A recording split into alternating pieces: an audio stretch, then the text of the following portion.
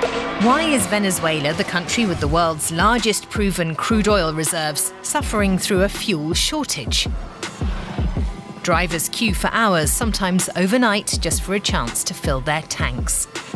But the gasoline they finally procure isn't just scarce, it's potentially lethal, capable of turning their vehicles into ticking time bombs. Welcome to Venezuela, where cars explode and gasoline is the fuel of misery. Venezuela struck black gold in the 1920s. Over time, it went from one of the poorest countries in the region to the richest in South America. With the economy driven by oil money, Venezuela prospered. Until crude oil prices dropped. The switch from capitalism to socialism in the late 90s further plunged the country into economic turmoil. Venezuela has the capacity to serve its own fuel needs, but with the country's refineries in poor condition, petroleum imports from Iran are mitigating the shortages. But the questionable quality of the fuel means the life of the average Venezuelan isn't easy. The truth is that I don't know where I'm going to get the money because I can't earn enough to keep a car and have food in my fridge. Once we queued for fuel for 10 hours. We arrived at 3 a.m. and left at 4 p.m. It's not easy. Then, in 2018 or 2019, 4 refineries were totally paralyzed.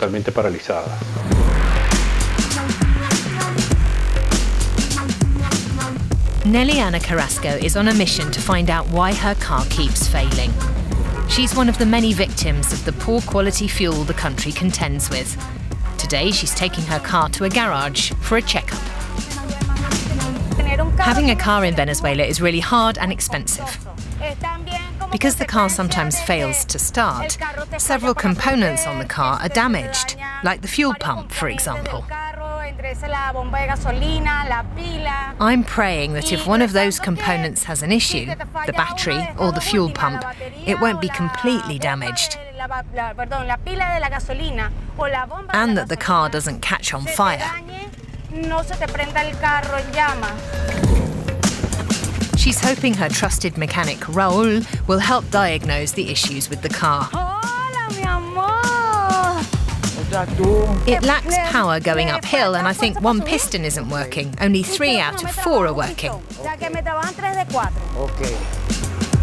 Raul gets to work. The cylinders and the spark plugs, though a little worn, pass his inspection.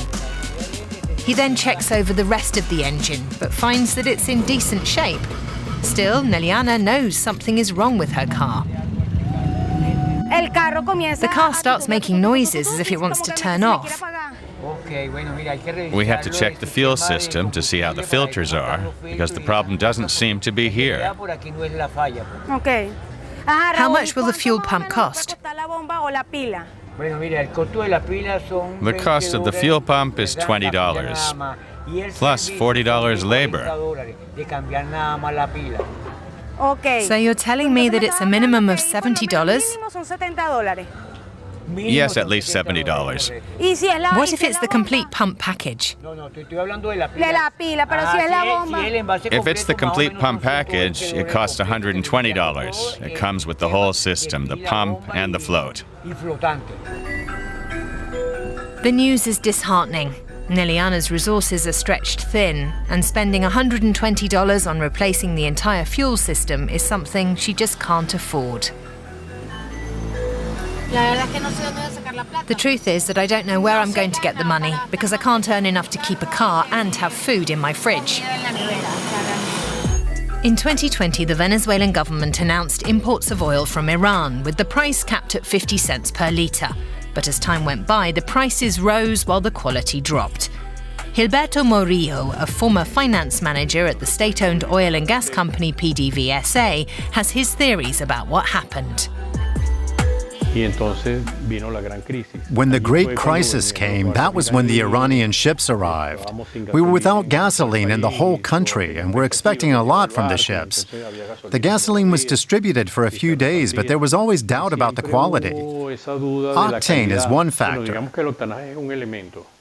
Octane is what ensures the fuel doesn't explode under pressure, but only when the spark plug sparks.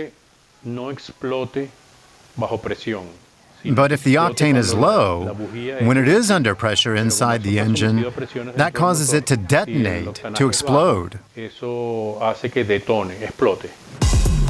But even for those whose cars are currently running fine, procuring fuel is time-consuming. Dami is a chauffeur who hopes that a midnight quest will lead him to a full tank of gas. It's 10 minutes to 3 a.m. I'm heading to the service station to get gas. Well, let's hope I get to leave early and don't have to wait so many hours there for fuel. He's heading to a gas station where residents can get subsidized fuel on certain days, determined by their license plate number. Despite the cars queuing ahead of him, Dami has seen worse, and he's optimistic. Today it's short. Today I came at 3 a.m., and the line is really not very long. I should be out of here at about 7 a.m. Let's say it takes 4 or 5 hours, or sometimes 6 or 7. One time it took like 10 hours. We arrived at 3 a.m. and left at 4 p.m.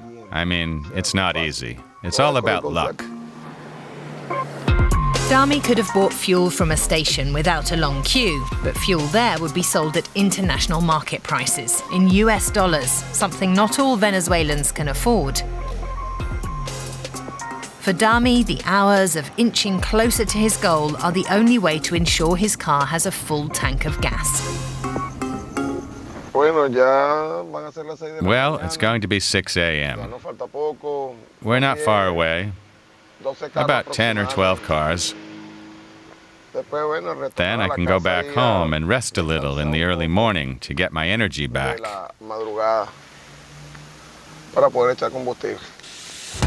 Dami finally reaches the pump. It's too dangerous to film for long. The stations are run by the army or paramilitary groups who often demand bribes just to fill up.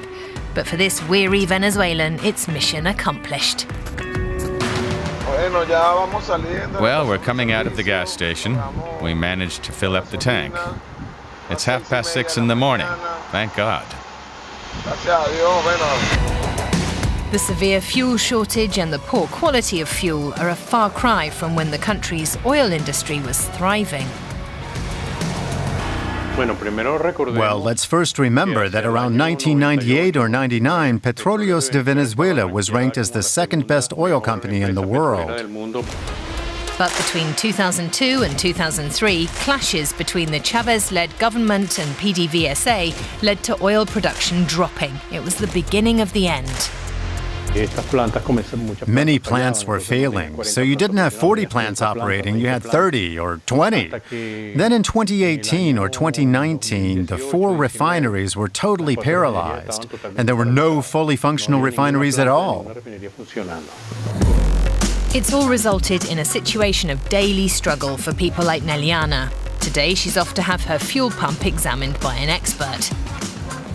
Freddie Moreno has worked with fuel pumps for over 10 years. In the past 5, he's seen more and more problems caused by low-quality gasoline. The fuel nozzles overheat. It moves up to the nozzles on top, overheats, and the car ignites when the oxygen enters. The car doesn't explode, but it will catch on fire. Freddie inspects the fuel pump on Neliana's car, and the results are just as she feared. Okay, we're doing the check. But look here, you have a burnt connector. It's had its time and there's nothing more that can be done. New pump, new fuel pump module. You have to buy a new one.